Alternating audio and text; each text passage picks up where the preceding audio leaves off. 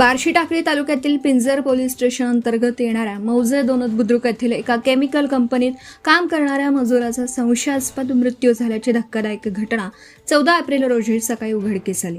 या घटनेमुळे संपूर्ण परिसरात खळबळ उडाली असून कंपनी प्रशासनाच्या निष्काळजीपणावर गंभीर प्रश्नचिन्ह निर्माण झाला। मृत कामगाराचा मृत्यू हा नैसर्गिक नसून कंपनीतील बेफिकीर कारभार आणि सुरक्षेच्या उपाययोजनांचा अभाव यामुळेच झाल्याची जोरदार चर्चा गावात रंगत आहे। मात्र या गंभीर प्रकरणाचा तपास सध्या पिंजर पोलीस स्टेशनकडे असून तपासाच्या पारदर्शकतेवरच गावकऱ्यांनी संशय व्यक्त केला। गावकऱ्यांचा आरोप आहे की या प्रकरणात सत्य दडपण्याचा प्रयत्न होत असून मृतकाच्या कुटुंबाला योग्य न्याय मिळत नाही। त्यामुळे संतप्त ग्रामस्थांनी आणि विविध सामाजिक संघटनांनी एकमुखाने मागणी करत या प्रकरणाचा तपास स्थानिक पोलिसांकडून काढून घेऊन थेट स्थानिक गुन्हे शाखा LCBकडे सोपवावा अशी ठाम भूमिका घेतली आहे।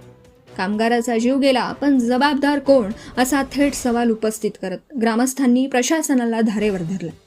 जर या प्रकरणात निष्पक्ष आणि सखोल तपास झाला नाही तर आंदोलनाचा इशाराही देण्यात आला।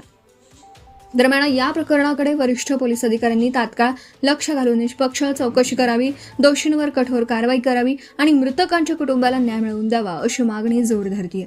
या घटनेमुळे औद्योगिक सुरक्षेचा मुद्दा पुन्हा एकदा ऐरणीवर आला असून प्रशासनाची भूमिका काय राहते याकडे सर्वांचं लक्ष लागलं। प्रदीप गावंडे, अकोला जिल्हा प्रतिनिधी तथा कार्यकारी संपादक, धुमाकूळ महाराष्ट्र न्यूज नेटवर्क। आपल्या परिसरातील ताज्या आणि महत्त्वाच्या बातम्या पाहण्यासाठी आजच आपल्या धुमाकूळ महाराष्ट्र न्यूजला YouTube वर सबस्क्राइब करा आणि बेल आयकॉन प्रेस करा।